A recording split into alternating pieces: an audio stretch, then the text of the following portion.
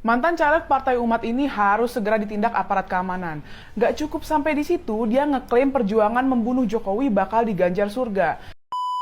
Kalau dia sampai 20 Oktober masih bisa, syukur sebelum itu bisa lengser ya. Tapi setelah itu memang harus diseret ke penjara. Pak Amin Rais itu adalah seorang yang bisa menghancurkan, tetapi gak bisa ngebangun. Jokowi dulu juga dipilih secara curang juga ya. Nah jadi saya melihat ini kesempatan emas ya. Kalau kemudian kita lantas tidak kemana-mana. Jadi bisa menghancurkan Orde Baru yang bertahan lama sekali di Indonesia itu bisa. Tapi pas dia ngebangun, dia gagal. Dia ngebangun koalisi dengan orang-orang besar pada waktu itu. Bahwa Pak Jokowi, dia bisa kok meninggalkan orang yang membesarkannya. Dan itu yang dilihat orang setahun terakhir ini. Bahwa Pak Jokowi, demi keluarganya, dia bisa kok ninggalin orang yang membesarkannya. Halo teman-teman perspektifku, waduh gimana nih kabar kalian? Semoga baik-baik saja ya dan semoga selalu diberikan kesehatan. Seperti biasanya, kalau barengan sama aku di sini, aku mau ngajakin kalian nih untuk mencari info-info menarik apa hari ini yang cocok banget buat dikulik. Dan seperti biasanya juga, tidak usah terlalu banyak babi bu, yuk langsung aja kita tonton videonya. Mantan caleg Partai Umat ini harus segera ditindak aparat keamanan. Bayangin, dia menyeru untuk ngebunuh orang. Apalagi orang yang mau dibunuh itu orang nomor 1 di Indonesia. Jadi viral video orasi Nurdiati Akma di acara silaturahmi antar tokoh dan elemen perubahan. Acara itu digelar di Menteng, Jakarta pada 1 Oktober. Dalam orasinya itu, caleg gagal itu menyerukan agar membunuh Presiden Jokowi. Dia bahkan ngutip salah satu ayat dalam Al-Quran untuk menguatkan seruannya itu. Ka'atiluhum katanya mengutip surat At-Taubah ayat 14. Seluruh terjemah menerjemahkan perangi, lawan lanjutnya. Tapi kali ini saya ingin menerjemahkannya bunuh Jokowi katanya. Dia juga bilang genderang perang buat Jokowi udah ditabuh. Sekarang dia tinggal ngumpulin massa buat desak Pak Jokowi di penjara. Gak cukup sampai di situ, dia ngeklaim perjuangan membunuh Jokowi bakal diganjar surga. Dia ngutip surat At-Taubah ayat 111 yang katanya jamin surga buat yang mati syahid. Astagfirullah, Nurdiati Akma ini gampang banget ya memanipulasi ayat Al-Quran. Dia sengaja memanfaatkan ayat Tuhan untuk melampiaskan kebenciannya dan dendamnya ke Pak Jokowi. Dia juga dengan semena-mena mengutip ayat yang turun saat konflik untuk dipaksakan berlaku saat kondisi damai. Lagi pula ayat dikutip itu spiritnya adalah melawan orang-orang yang menindas hak hidup umat Islam ketika itu. Pertanyaannya, emang Pak Jokowi sekarang melakukan penindasan? Ya enggak lah, justru Pak Jokowi dicintai rakyatnya. Itu terbukti dari tingkat kepuasan publik terhadap kinerja Pak Jokowi yang masih tinggi. Apa yang dibilang Nurdiati Akma ini berbahaya banget. Bayangin kalau seruannya itu didengar oleh teroris tunggal atau lone wolf. Bukan nggak mungkin keselamatan Pak Jokowi terancam. Karena itu aparat keamanan harus tegas. Nurdiati Akma harus segera ditindak. Kalau nggak ada efek jera bagi siapapun yang seenak jidat mengumbar seruan pembunuhan kepada siapapun. Lawan provokasi berbaju agama. Waduh, ini yang kemarin ya, yang mengancam mau membunuh gitu ya. Aduh, ternyata ini itu anggotanya dari ini Mbak Amin Rais, baru ngaku ya kalau beliau ini calegnya dari Partai Umat gitu. Pantes kok nada-nadanya seperti itu. Waktu kemarin aku mendengarkan gitu ya, kok rasa-rasanya kayak familiar banget gitu loh cara penyampaiannya, pola pikirnya kayak gitu. Ternyata satu circle sama Mbak Amin Rais. Ya wajar aja sih gitu ya kan. Kalau pandangannya seperti itu, kayak contoh satu ini nih. Nah si Jokowi ini itu lebih ganas, lebih gawat, lebih serem, lebih dajjal, lebih evil, lebih syaitoniah daripada yang lalu-lalu ya. Nah jadi singkat kata, kita ini sesungguhnya hanya sebagian kecil ya. Nah kita tahu berbagai kelompok intelektual yang Islam, yang juga nasionalis, kemudian di berbagai kampus itu sekarang saya kira sudah seia sekata. Jadi frekuensi gelombangnya sudah sama. It is about time ya to create a massive and forceful power ya untuk kalau dia sampai 20 Oktober masih bisa, syukur sebelum itu bisa lengser ya. Tapi setelah itu memang harus diseret ke penjara. Karena manusia toksik ini menyebarkan racun kemana-mana. Ya. Kalau dibiarkan bebas, itu luar biasa. Ya. Di sini saya berbeda dengan beberapa teman. Ya. Orang mungkin nggak suka sama Prabowo karena ini dan itu. Ya. Tetapi dalam bahasa Inggris, this is the best available. Ya. Jadi kalau kita nggak suka sama Joko Pret, kemudian juga jangan lantas ini sudah dipilih walaupun pilihannya juga tidak curang dan lain-lain ya. Tapi ini kenyataan seperti itu. Jokowi dulu juga dipilih secara curang juga ya. Nah jadi saya melihat ini kesempatan emas ya. Kalau kemudian kita lantas tidak kemana-mana, kita nggak suka sama Jokowi, kemudian penggantinya pun juga kita anggap sama, insya Allah tidak ya. Saya lama bersahabat dengan Prabowo sejak zaman reformasi sampai pernah jadi ketua tim pemenangan waktu beliau 2 kali kalah terus itu ya. Jadi I know him very very well. Tuh, sudah mendengarkan sendiri bukan bagaimana Mbak Amin Rais itu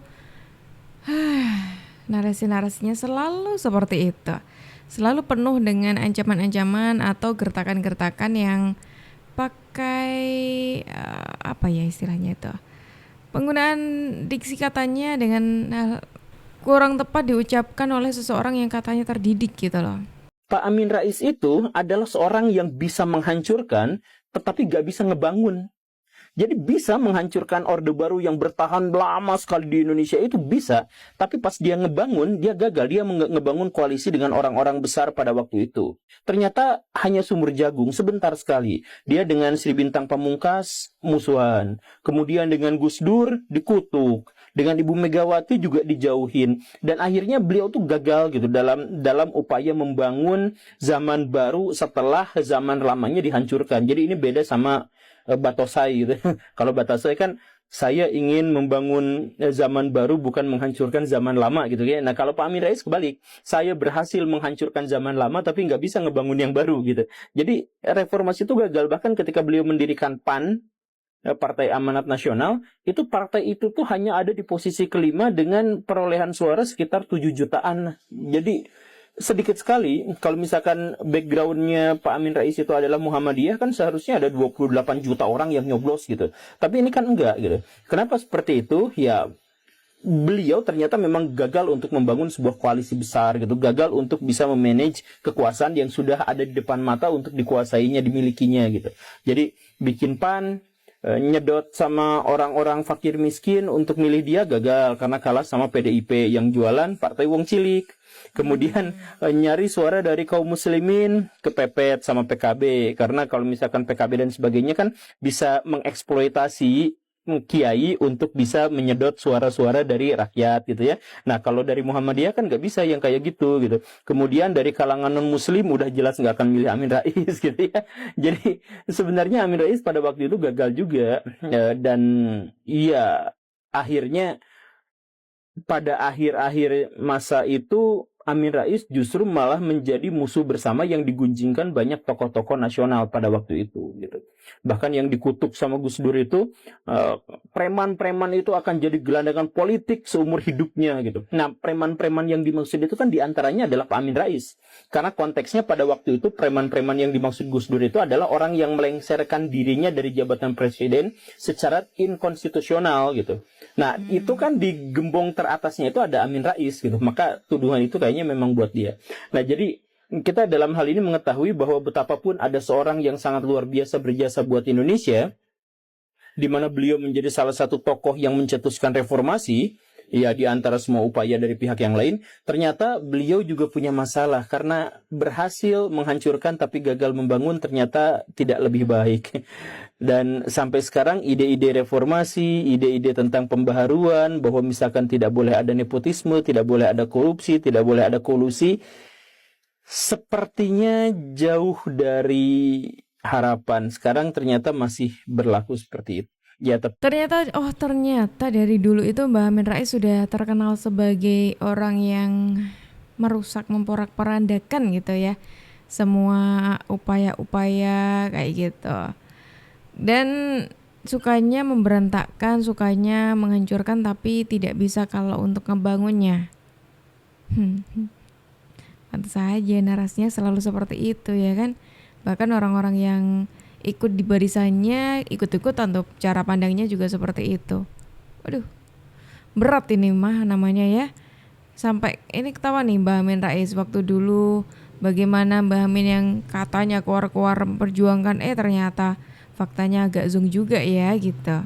Selaku Ustadz, belajar banyak bagaimana Pak Jokowi. Saya selaku Ustadz, belajar banyak bagaimana Pak Jokowi bersabar. Di satu sisi, begitu baiknya beliau. Banyak orang yang diangkat derajatnya, diberikan peluang. Tahu-tahu menjelek-jelekkan. Maka mohon maaf, dalam peribahasa Arab agak kasar, mohon maaf, disampaikan. Berikanlah makan kepada anjing 3 hari, maka dia akan mengingatmu selama 3 tahun. Tapi sebaliknya, berikanlah makan kepada manusia 3 tahun, maka dia akan melupakanmu selama 3 hari.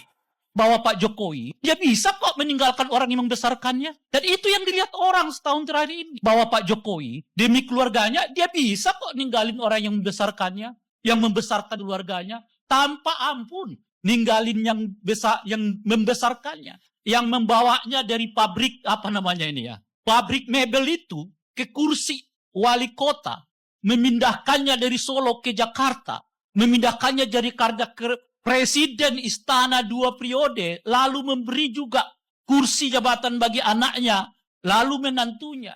Cuma sekejap aja dia tinggalin kok orang yang membesarkannya. Yang membesarkan keluarganya. Tanpa ampun. Dan ini akan menjadi catatan sejarah yang akan dikenang dari generasi ke generasi bahwa pernah terjadi. Pernah terjadi. Kami berjalan bersama-sama Jokowi dari bawah. Dari dia masih wali kota. Dia jadi gubernur. Dia jadi presiden. Kita bareng-bareng. Kita jaga sekuat-kuatnya dan sebaik-baiknya. Sehebat-hebatnya. Semua kader PD Perjuangan pasang badan buat Jokowi. Semua berkorban pasang badan buat Jokowi. Ada beberapa yang waktu pemilu meninggal karena kelelahan. Juga untuk memperjuangkan Jokowi. Dan semua itu punya nilainya. Dan hanya orang terhormatlah yang bisa menilai pengorbanan sekian banyak orang untuk dirinya. Tapi sekali lagi, Sesuatu hal yang jujur membuat aku kayak agak kesel gitu ya di balik ini semuanya itu kayak rasa-rasanya PDIP tuh selalu membangun narasi bahwa PDIP di sini adalah korbannya Pak Jokowi gitu. Bahwa Pak Jokowi aja bisa meninggalkan keluarganya sendiri apalagi orang lain kayak gitu. Kenapa hal semacam itu sering banget meminta untuk orang-orang tuh tahu, tapi fakta di balik orang-orang yang partainya sendiri, keluarganya sendiri yang katanya sangat mendukung ini, itu justru seringkali meremehkan gitu loh sosoknya Pak Jokowi ini. Ya kalau saya jadi Pak Jokowi ya, wah kesal banget itu saya ya. Bayangin dong udah berjuang gitu ya, sudah memperjuangkan untuk bangsa Indonesia gitu, tapi masih bisa kayak gitu. Dituduh gitu ya. Dituduh untuk menghancurkan ini, menghancurkan itu. Dan teman-temanku semuanya, terima kasih banyak karena kalian sudah menemani aku dari awal sampai akhir. Sayangnya kita harus akhiri dulu video kita hari ini sampai di sini. Tenang aja, besok kita akan ketemu lagi ya. Jadi jangan lupa untuk diklik tombol subscribe-nya supaya kalian tidak ketinggalan info terbaru dari kita. Aku Jub pamit undur diri dulu. Sampai jumpa dan terima kasih.